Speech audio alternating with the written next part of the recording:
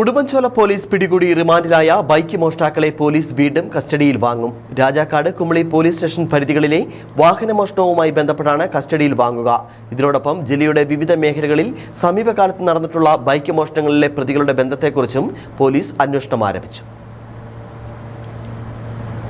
അരിവിളാഞ്ചാൽ ഒറ്റപ്ലാക്കൽ അനൂപ്, അണക്കര വാഴയിൽ ചന്ദ്രപ്രസാദ് എന്നിവരാണ് അറസ്റ്റിലായത്.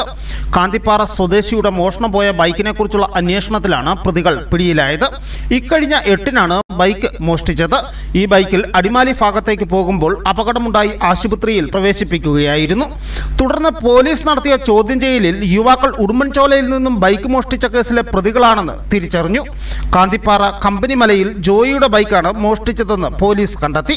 സ്റ്റേഷനിലെത്തിച്ച് നടത്തിയ വിശദമായ ചോദ്യം ചെയ്യലിൽ ജില്ലയിലെ വിവിധ സ്റ്റേഷനുകളിൽ മുൻപും ഇവർക്കെതിരെ ബൈക്ക് മോഷണത്തിന് കേസുണ്ടെന്നും കണ്ടെത്തി.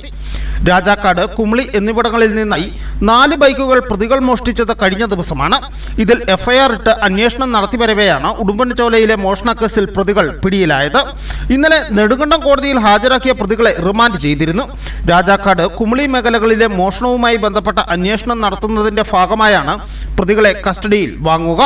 നാളെ തന്നെ കസ്റ്റഡി അപേക്ഷ സമർപ്പിക്കുമെന്നാണ് വിവരം. മറ്റ് സ്റ്റേഷൻ പരിധികളിൽ റിപ്പോർട്ട് ചെയ്തിട്ടുള്ള ബൈക്ക് മോഷണ കേസുകളുമായുള്ള പ്രതികളുടെ ബന്ധവും പോലീസ് അന്വേഷിച്ചു വരികയാണ്. News bureau, Udumbanchola.